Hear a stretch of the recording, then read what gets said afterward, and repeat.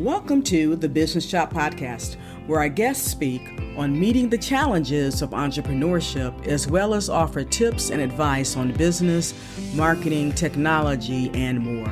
Whether you are a newbie or a seasoned professional, this episode is for you.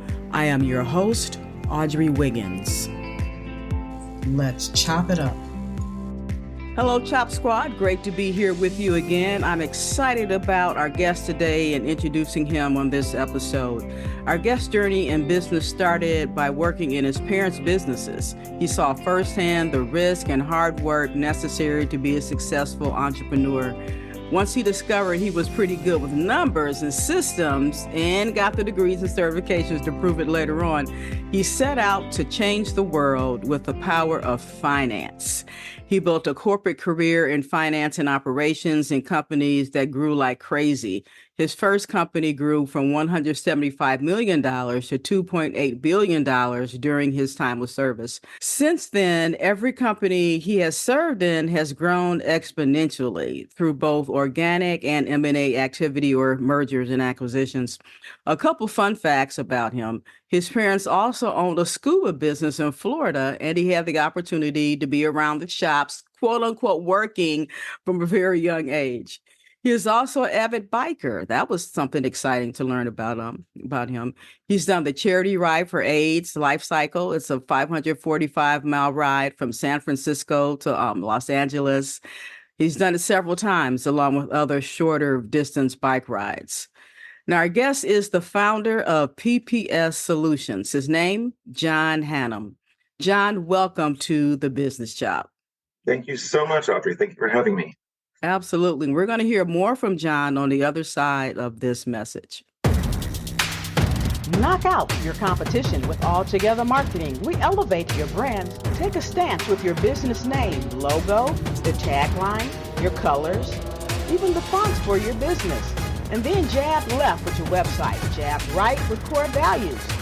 Back up with product experience and bring it on with you. Visit altogether.biz and let us help you create a knockout brand. This is a very exciting conversation. You know, numbers can be exciting, right? Numbers are great. I really appreciate your enthusiasm on that. Some people, it's nap time, but I get excited by numbers every day. Yeah, and I'm excited to hear what you have to say and we really should be, because if we don't know our numbers, like in our health, everything can be helter-skelter at one point. You know, things could absolutely collapse. So first of all, your company, I know you provide strategic partnerships to business leaders as well as administrative support. So helping us to take that burden off of our shoulders so we can do what we do best, and that's grow our business, sell our products and services. So let's start with, what is finance to a business? Yeah, that's a great question. And it's kind of the core of what the service that we offer is. We offer finance, and that that represents itself in the idea of a CFO and maybe accounting and some other things beneath that. Obviously, big companies have huge finance departments, and there's hundreds and hundreds of people in finance departments that I've worked in. Not each one has its own specialized space, but the idea of finance really is just about numbers, right? It's talking through the language of numbers about the rest of the operations. Especially in entrepreneurial businesses, entrepreneurs have to wear a lot of different hats. They have to be marketing and sales and operations and innovation, administration. Every single one of those has a number behind it. So, finance relates to every single part of the rest of the business. It's just talking about it through that language of numbers. Finance is just thinking of the money perspective of things. It's the intersection of thinking about money with all those other disciplines. And, to me, we offer that service of allowing that entrepreneur not to think about the money behind it, right? An entrepreneur has a vision. Maybe they're really specialized in the marketing or innovation approach. Maybe they're really good at operations. Whatever those spaces they're not good in, though, there are services available that can help them to create that, and that's what PPS Solutions does. Okay, so then what's the difference then? Because we do our own bookkeeping. We might have a CFO or a CPA. So what's the difference there? Well, that's a great question. So, the typical trajectory is you're your own entrepreneur, and you have to wear all the hats until all of a sudden you're too busy, so you get rid of some administration, right? you hire a bookkeeper, or have a CPA external that's going to worry about your tax returns, et cetera. So most of my time is actually educating people on how finance is really different than your CPA or bookkeeper, both of which are really important spaces, important people within that within the ecosphere. You can't do good things without good books. So, it's the basis of accounting. But you also don't want to be asking your bookkeeper about whether you should be hiring a new sales manager or opening a new warehouse, new distribution channel, product innovation, all of that kind of thing. So your CFO, whether it's full-time or part-time, fractional, really is a person that you take all of your financial questions to, and they're a partner that helps you answer those. The CFO thinks differently a little bit than your bookkeeper. Your bookkeeper and your accountant are going to think, how does this go into the tax return at year end? They just don't have the experience, tools, or strategic perspective to give that operational financial perspective. And that's where I think the real difference is. Of course, good finance, as I mentioned, does start with great accounting. So you have to have a good accounting.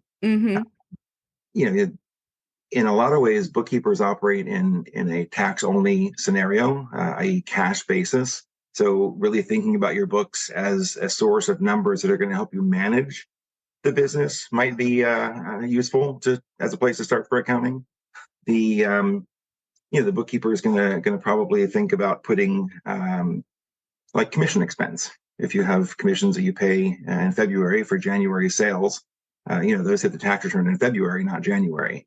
So the bookkeeper would put those in February. An accrual accounting system, and thinking about numbers for operational use, those commissions relate to sales in January. So they should be put in January and accrued into January. So just thinking about the accounting and numbers from a different perspective is the basis for good accounting and good finance. After you have good accounting and your numbers are kind of reflective of the operations that you've had for each month, then you can start making a budget, a plan, an idea, and that's where I think the magic starts happening. Right? Okay, that's the fun part, huh? It is.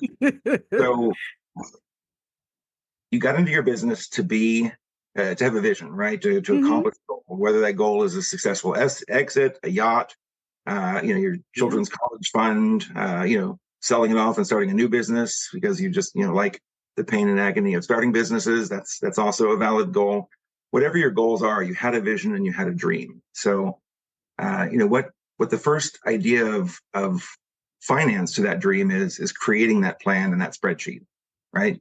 A lot of the people that listen to your podcast will understand what a business plan is because they had to create one either for the SBA to get some financing or just because it's a good thing to do. That business plan is a written down version of that vision. There's a spreadsheet behind that called a budget or a plan or a forecast or some type of other word, but there's a spreadsheet behind that that's really kind of important.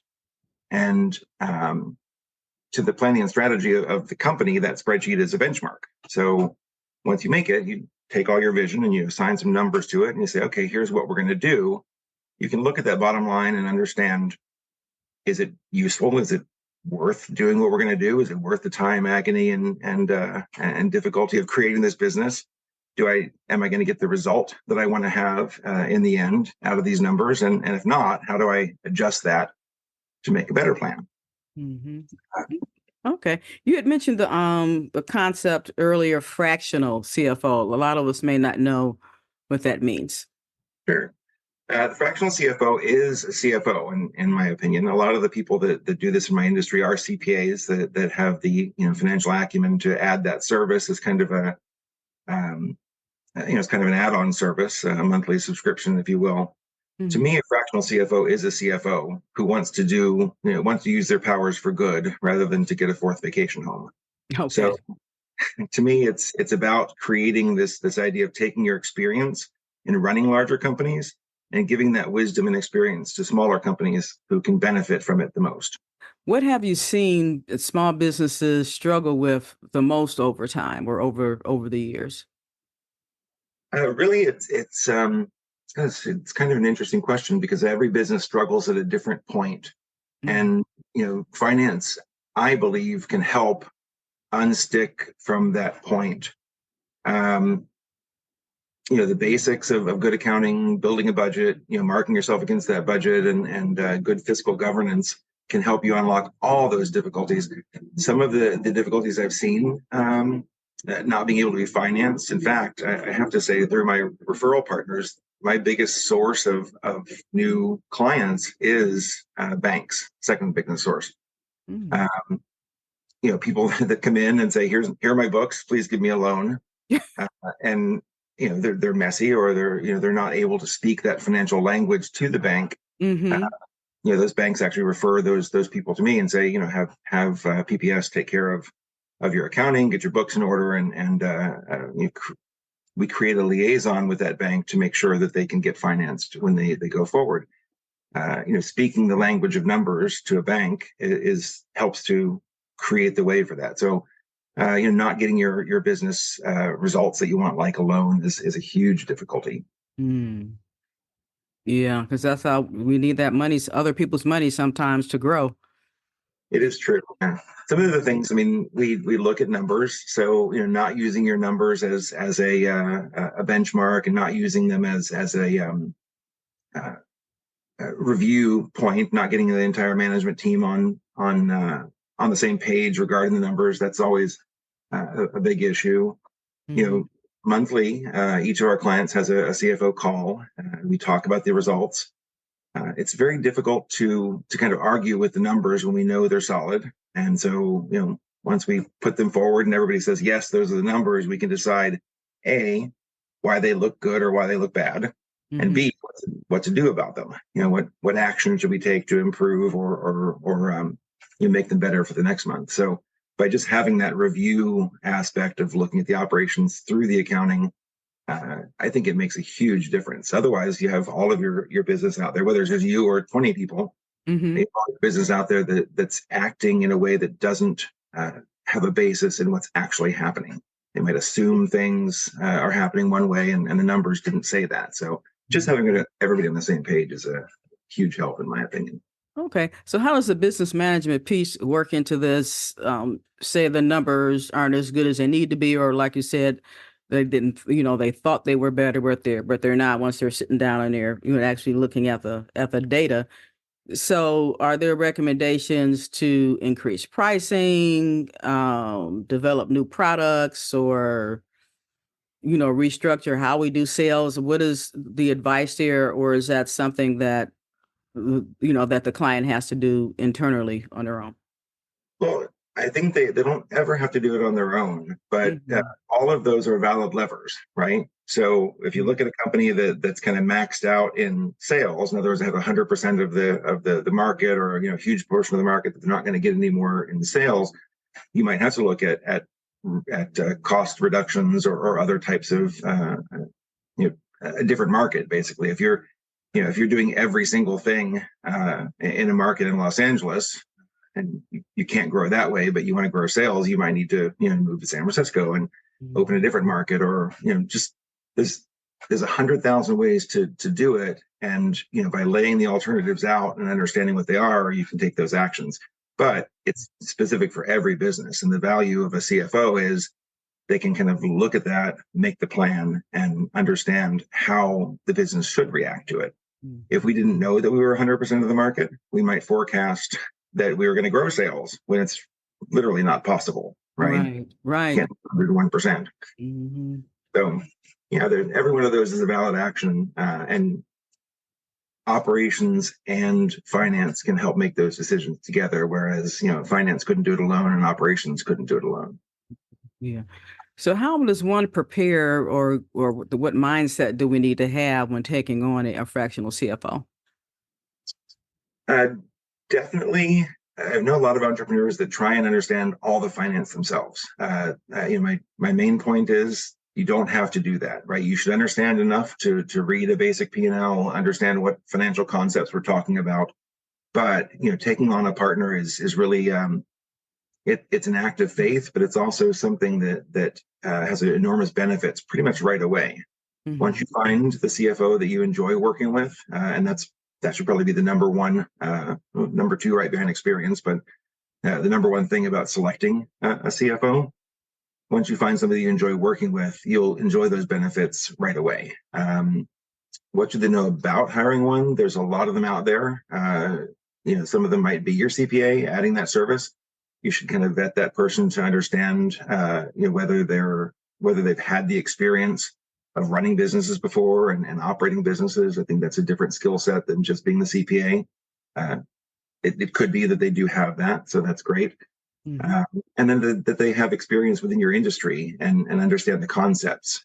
I work with a lot of construction industries, and Hmm. there's a concept called WIP, or work in process, that Yeah. people that don't work in construction just don't understand that. So, Hmm. having some industry experience is really key to knowing that. So, when you interview your fractional CFO or your fractional CFO firm, you should just talk about your business.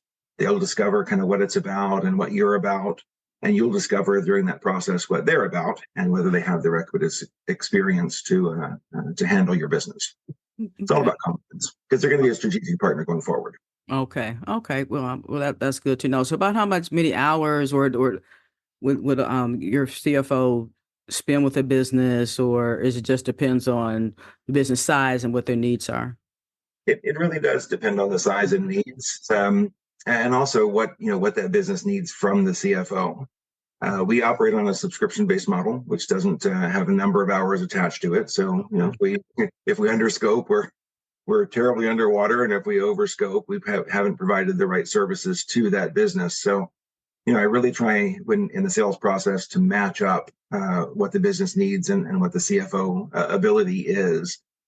But more than that, it's about an access point. So, do we need to talk about the numbers every day in most growing businesses? Probably not, but we do need to have some interaction on a weekly or monthly basis to make sure we're on track.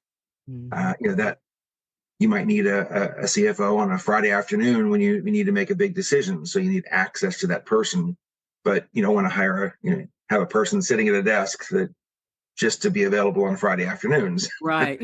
So it's really about access to that service. So, depending on complexity and transaction volume, you know, people always ask what size business I work with, and I say, 0 to 100 million is probably a good space.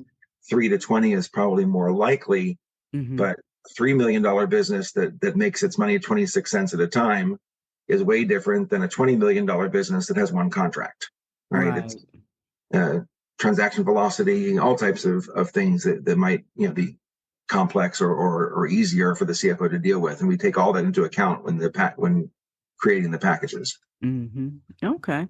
All right. So then how can one get in touch with you or with PPS and to start that journey? Well, our website is ppsfinance.com. PPS is for people, process, systems. So there's my huge belief that those three things in that order have to be accomplished in order to have success. So Mhm. ppsfinance.com.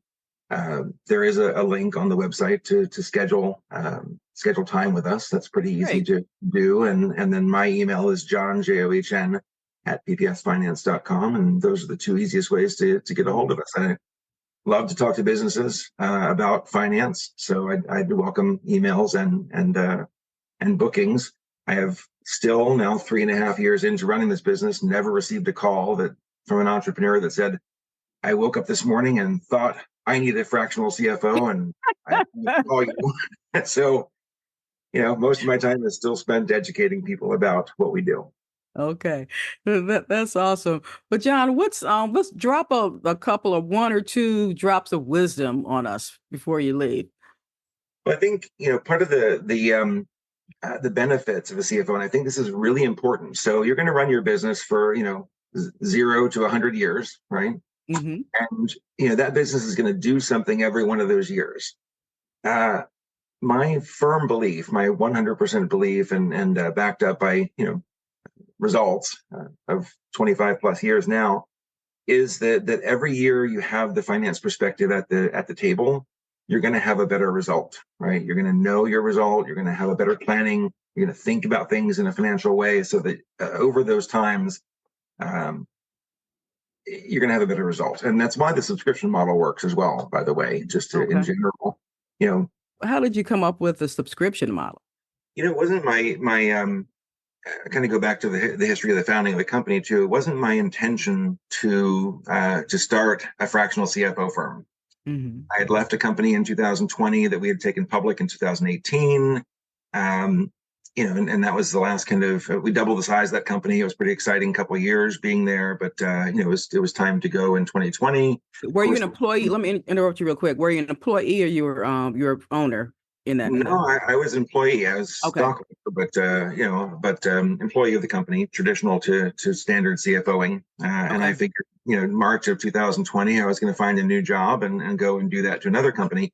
Every company I had been with had either doubled, tripled, or exponentially increased in success.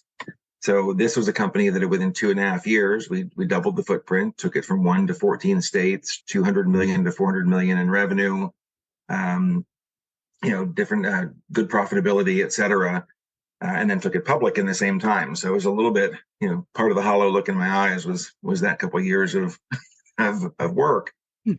So I figured I would go and do that for another company, and I'm going to get that fourth vacation house someday.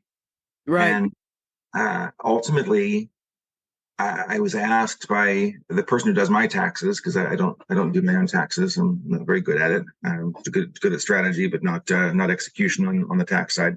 Hmm. Person who does my taxes said, I have a company that you need to help.